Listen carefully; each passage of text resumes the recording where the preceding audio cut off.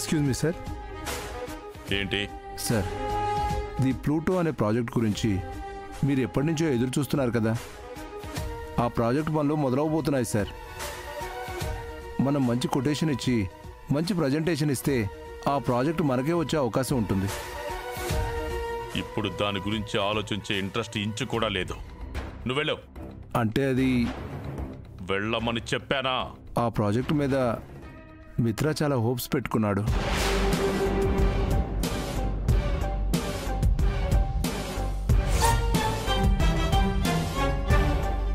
ఆగు. ఏమన్నా? ప్రాజెక్ట్ మీద మిత్ర హోప్స్ పెట్టుకున్నాడా? అవును సార్, ఆ ప్రాజెక్ట్ గురించి మిత్ర చాలా రోజుల నుంచి ఎదురు చూస్తున్నాడు. వాళ్ళ కంపెనీ ఎప్పటి నుంచో ఈ ప్రాజెక్ట్ గురించి వర్కౌట్ చేస్తోంది. మిత్ర, నువ్వు చేసిన దానికి ప్రతీకార చర్య ఎలా ఉండాలా అని ఆలోచిస్తున్నాను. ఏ విధంగా పగ తీర్చుకోవాలా అని నాలో నేనే సతమతమైపోతున్నాను. ఆఖరికి దారి దొరికింది. ఏ ప్రాజెక్ట్ మీదైతే నువ్వు ఆశలు పెట్టుకున్నావో ఆ ప్రాజెక్ట్ నేను దక్కించుకుంటాను. ఆకాశం వరకు పెంచుకున్న నీ ఆశల్ని తగలెట్టేస్తాను. నీకంటే అద్భుతమైన ప్రజెంటేషన్ ఇచ్చి ఆ ప్రాజెక్ట్ని నేను సొంతం చేసుకుంటా.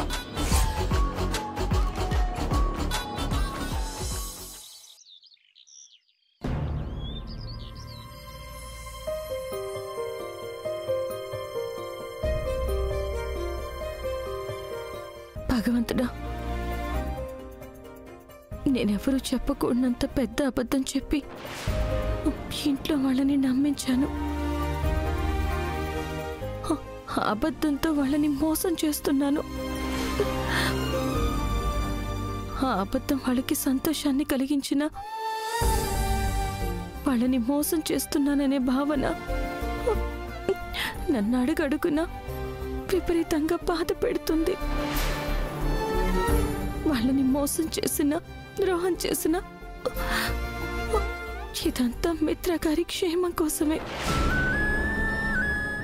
నాకు మరొక మార్గం లేక ఇదంతా చేస్తున్నాను. నన్ను మన్నించు తండ్రి.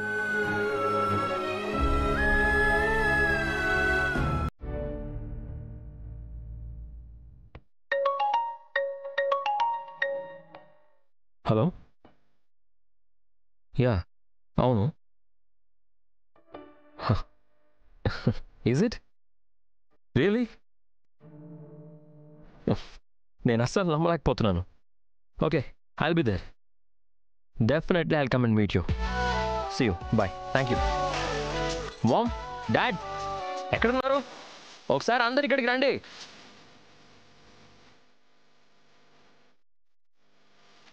ఏమైంది నాన్న? ఒక ఇంపార్టెంట్ విషయం చెప్పాలి మామ్. నీ వెలిగిపోతున్న మొహం చూస్తుంటే అది ముఖ్యమైన విషయమే కాదు, చాలా సంతోషం కలిగించే విషయం కూడా అనుకుంటా. అవును డాడ్. ఇంతకీ ఏంటి నాన్న విశేషం? మనం చాలా కాలం నుంచి ఎదురు చూస్తున్న ప్రాజెక్ట్ ద ప్లూటో వాళ్ళు ఫోన్ చేశారు. వాళ్ళ నెక్స్ట్ ప్రాజెక్ట్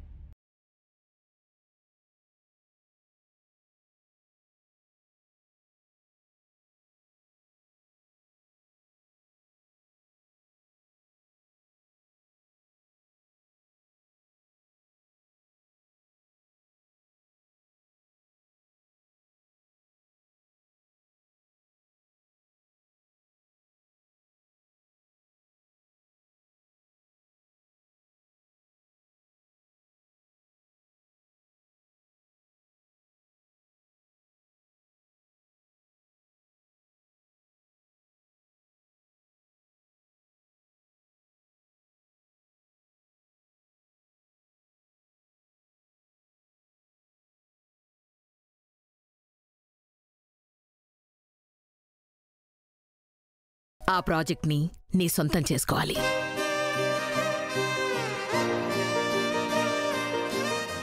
నేను కూడా మిత్రకి కుడి భుజంగా ఉన్నాను కదా ఆంటీ. ఇక ఆ ప్రాజెక్ట్ మిస్ అవ్వకుండా మిత్రని ఒక మిస్సైల్ లాగా మారుస్తాను. చూస్తూ ఉండండి. ఓకే మామ్, నేను ఇప్పటి నుంచి ఆ ప్రాజెక్ట్కి సంబంధించిన ఫైల్స్ రెడీ చేయాలి. ఓకే నాన్న, క్యారీ అన్న. Thank you ma'am.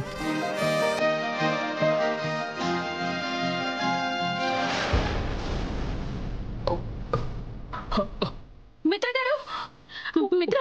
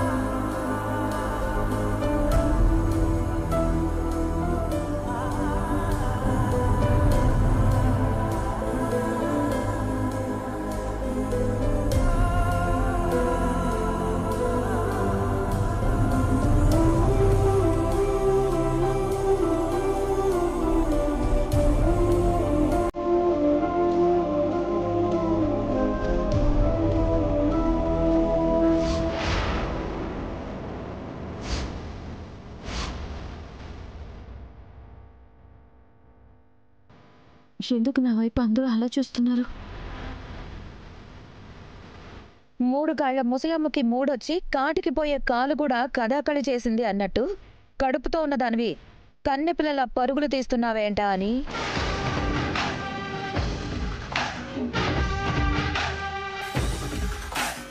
కడుపుతో ఉన్న వాళ్ళు ఇంత చలాకీగా ఉంటారా?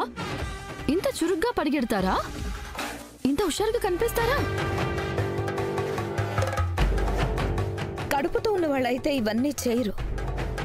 ఉందన్నట్టు నాటకాలాడే వాళ్ళకే ఇలా చేసినా ఏమి కాదు.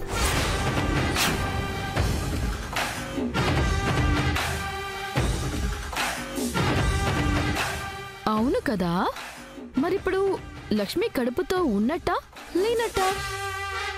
ఒకవేళ లేకపోయినా నటిస్తున్నట్టా?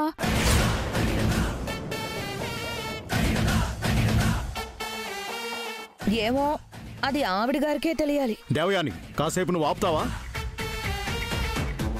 గర్భవతిగా ఉన్నప్పుడు తను సంతోషంగా ఉండే మాటలు వినాలి, ఇలాంటి సంబంధం లేని మాటలు కాదు.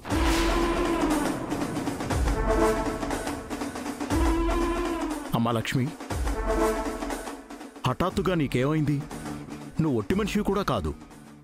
ఆ సంగతి మర్చిపోయావా?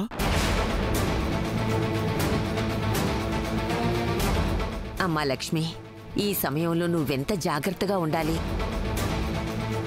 అడుగు తీసి అడుగు వేసేటప్పుడు ఎంత నిదానంగా నడవాలి. ఇలాంటి సమయంలో నువ్వు పరుగులు పెట్టడం నీకు నీ కడుపులో బిడ్డకి అంత మంచిది కాదమ్మా. చూడు లక్ష్మి, ఇలాంటి సమయంలో అస్సలు అశ్రద్ధ ఉండకూడదు. తినే తిండి దగ్గర నుంచి తాగే నీరు వరకు ప్రతి విషయంలోనూ చాలా జాగ్రత్తలు తీసుకోవాలి. ఇవన్నీ నీకు ప్రత్యేకంగా చెప్పాలా? ఎగురుతున్నావు, పరుగులు పెడుతున్నావు, దూకుతున్నావు. ఏమైనా అయితే ఏంటి పరిస్థితి? ఒక్కసారైనా ఆలోచించావా? నన్ను క్షమించండి అత్తయ్య గారు. మిత్రగారు పడిపోబోతుంటే మర్చిపోయి. ఇప్పుడు చేస్తే చేసావు, మళ్ళీ ఇంకొకసారి ఇలాంటి పనులు చేయకు.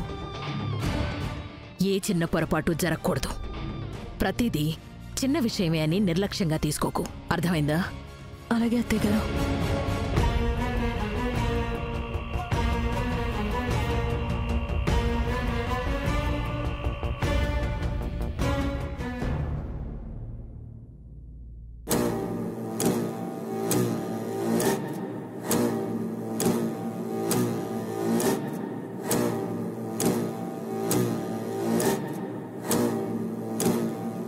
లక్ష్మి కడుపు విషయంలో నాకు చాలా అనుమానాలు మొదలవుతున్నాయి మనిషా.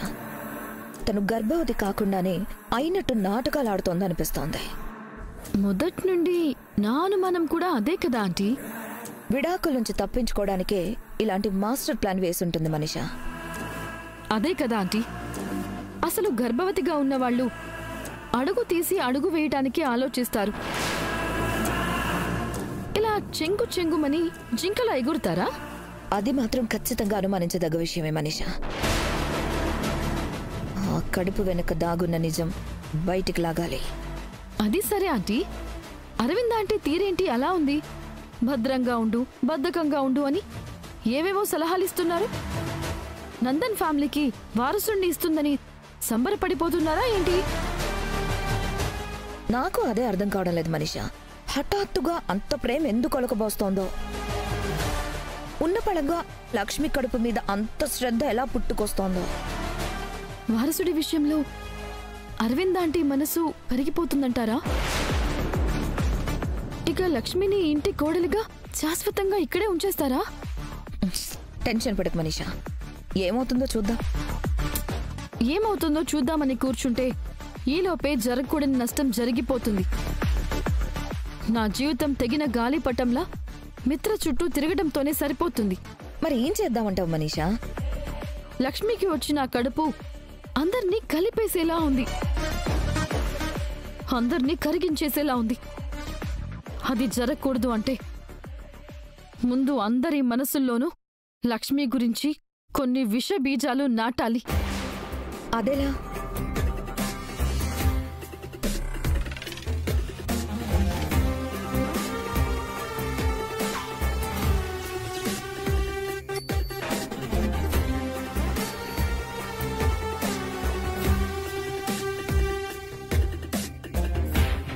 ఈ దెబ్బతో లక్ష్మి కథ ఇంకో మలుపు తిరుగుతుంది. నా దారి క్లియర్ అవ్వటానికి శ్రీకారం జరుగుతుంది.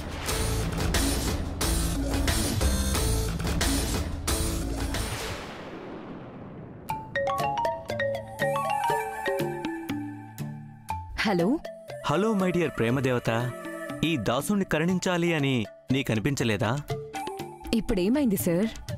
ఒక్క ఫోన్ కాల్ అయినా ఉందా? మాట్లాడి ఎన్ని గంటలైందో ఆలోచించావా? ఫోన్ చేయడానికి కుదరలేదు ఆకాష్. అది సరే గాని మీ వదిన మన కథనేమైనా కాస్త ముందుకు తీసుకెళ్ళిందా? మా వదిన కదే కాస్త అటూ ఇటూ తడబడుతోంది. ఇప్పుడు మన కథని ముందుకు తీసుకెళ్లే పరిస్థితిలో లేదాకాష్. నువ్వేం మాట్లాడుతున్నావో నాకు అర్థం కావడం లేదు. ఇంతకన్నా క్లియర్గా చెప్పినా నీకు అర్థం కాదులే. అది కాదు సంజన, మీ వదిన ఏదో ఒకటి చేస్తుందని చెప్పావు కదా. అయ్యో ఆకాష్, ఇంట్లో పరిస్థితులేమీ బాలేదు. ఈ టైంలో నేను వదిన్ని మన విషయంలో ఫోర్స్ చెయ్యలేను. దయచేసి అర్థం చేసుకో. ఇంకా ఎన్ని రోజులు వెయిట్ చేయాలి సంజన? ఇన్ని రోజులు వెయిట్ చేశాం, ఇంకొన్ని రోజులు వెయిట్ చేయలేమా చెప్పు? అంతే అంటావా? కంగారు పడ్డం వల్ల పాజిటివ్ రిజల్ట్స్ కన్నా నెగటివ్ రిజల్ట్సే ఎక్కువ ఆకాష్. లేట్ అయినా ఇంట్లో వాళ్ళని ఒప్పించేలా ఉండాలి కానీ తొందరపడి అందరికీ చేదవ్వకూడదు. నా మాట విను. నా ప్రేమదేవత ఎంతగా చెప్తుంటే కూడా వినకుండా ఉంటానా? సరే, ఏం చేద్దాం? వెయిట్ చేద్దాం. Good boy. Thank you. సరే ఆకాష్, ఉంటాను. Bye bye.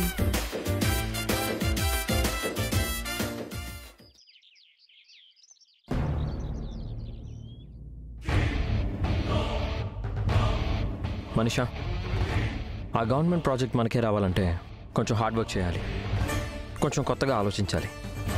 ఎలా అయినా సరే ఆ ప్రాజెక్ట్ మనకే రావాలి.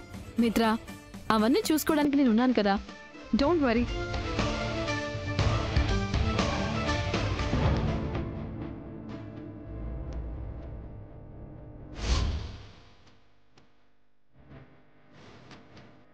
ఏంటి లక్ష్మి ఇవన్నీ? ఆ గవర్నమెంట్ ప్రాజెక్ట్కి మనం కొన్ని రిఫరెన్స్లు తీసుకుంటే మంచిది మిత్ర గారు. ఎందుకంటే అది చాలా పెద్ద ప్రాజెక్ట్. ఇప్పటి వరకు మన కంపెనీ కట్టిన అన్ని ప్రాజెక్ట్స్ కంటే అది చాలా స్పెషల్. అందుకే మనం రిఫరెన్స్లు తీసుకోవడం చాలా మంచిది. అప్పుడే మనం 100 రకాల ఐడియాలతో క్లయింట్స్ ముందుకి వెళ్ళగలుగుతాం. ఈ ఫైల్స్ అన్నీ ఆ రిఫరెన్స్కి సంబంధించినవే. ఒక్కసారి మీరు చూస్తే ఒక ఐడియా వస్తుంది. అసలు నాకు ఈ ఆలోచన రాలేదు లక్ష్మి. You are right.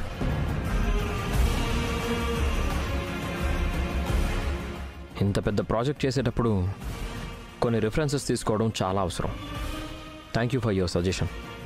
నేను ఇప్పటికే చాలా రిఫరెన్సెస్ చూసి అందులో బెస్ట్ రిఫరెన్సెస్ తీసుకొచ్చి మీకు ఇచ్చాను. ఇప్పుడు అందులో బెస్ట్ ఏదో సెలెక్ట్ చేయడం మీకు చాలా ఈజీ అవుతుంది. తప్పకుండా లక్ష్మి, ఇది నాకు చాలా హెల్ప్ అవుతుంది.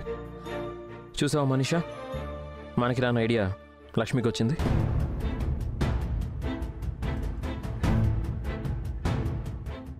ఇంకొక విషయం మిత్ర గారు, ఈ ప్రాజెక్ట్ కోసం మీరు మనీషా మాత్రమే డిజైన్ చేస్తే ఎప్పుడూ వచ్చేలాగే రావచ్చు. అలా కాకుండా మన స్టాఫ్లో ఉన్న కొంతమందిని ఇన్వాల్వ్ చేస్తే కొత్త కొత్త డిజైన్లు రావచ్చు. అందువల్ల వాళ్ళ ఆలోచనల్ని ఉపయోగించుకోవడం బెటర్ ఏమో అని నా అభిప్రాయం. ఇది కూడా చాలా మంచి ఆలోచన లక్ష్మి. ఒకసారి కాన్ఫరెన్స్ పెట్టి మీటింగ్లో చెప్దాం. అయ్యో మిత్రగారు, ఇప్పుడు మనకున్న టార్గెట్ ఎక్కువ, టైం తక్కువ. మళ్ళీ కాన్ఫరెన్స్లో మీటింగ్లో ఎందుకు? ఒక నిమిషం ఉండండి. రావు గారు, ఒకసారి స్టాఫ్ అందరినీ మిత్రగారి క్యాబిన్కి పంపించండి. ఈ లక్ష్మి ఏంటి ఇంత ఓవర్ యాక్షన్ చేస్తోంది? ఇన్నాళ్ల అనుభవం ఉన్న మా ముందే తన తోక జాడిస్తోంది. మాకన్నా తనేదో పెద్ద తోపులాగా ప్రూవ్ చేసుకోవడానికి ట్రై చేస్తుంది. వీలైనంత త్వరగా దీని తోక కట్ చేయాలి.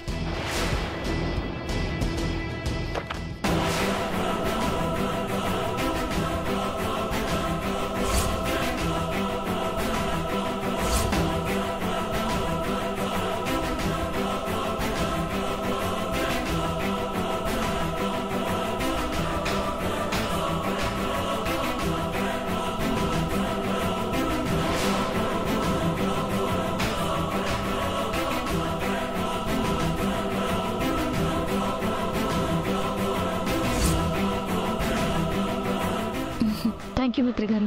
లక్ష్మి, నువ్వు అసలు నిజంగానే ప్రెగ్నెంటా?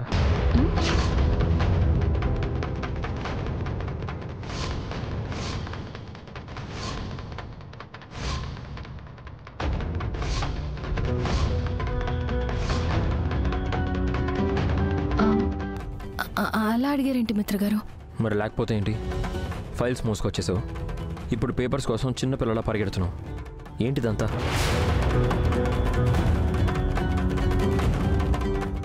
కడుపుతో ఉన్నవాళ్ళు ఇలాంటి పనులెవరూ చేయరు లక్ష్మి.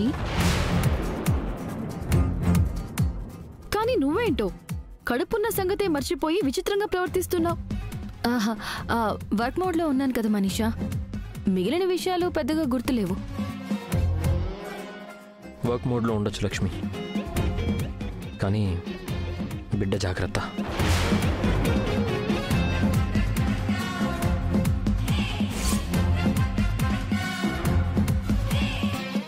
పుట్టబోయే బిడ్డ మీద రోజు రోజుకి మిత్రకి ప్రేమ పెరుగుతుందా ఏంటి?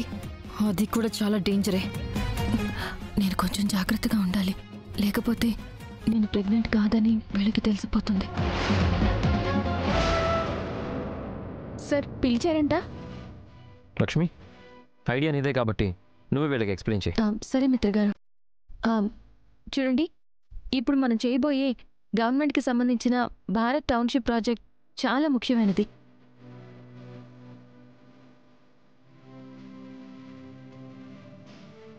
మన కంపెనీకి చాలా పేరు తెచ్చేది. సో ఇందులో మీ అందరూ ఇన్వాల్వ్ అయితే బాగుంటుందని మా అభిప్రాయం.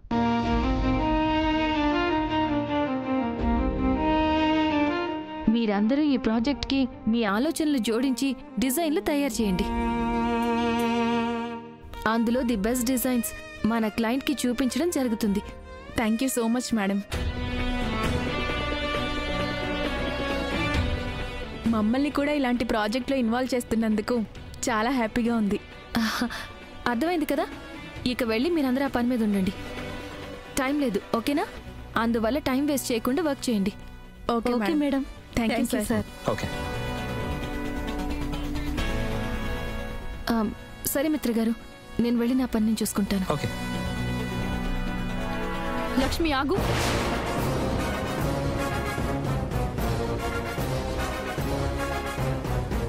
ఏంటి నువ్వే ఈ కంపెనీకి యజమానురాల్లా బిహేవ్ చేస్తున్నావు?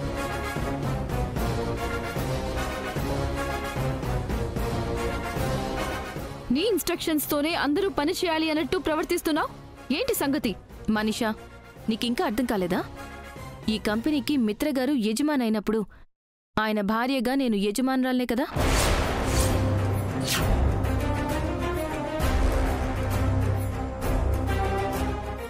What nonsense are you talking? Nonsense మాట్లాడుతుంది నేను కాదు, నువ్వు.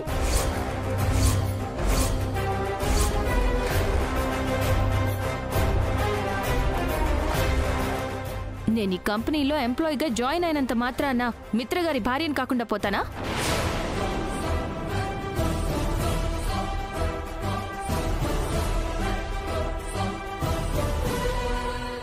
ఆయన భార్యగా ఈ కంపెనీకి యజమానురాలి కాకుండా పోతానా? కొంచెం మెచ్యూర్డ్గా ఆలోచిస్తే నీకే అర్థమవుతుంది.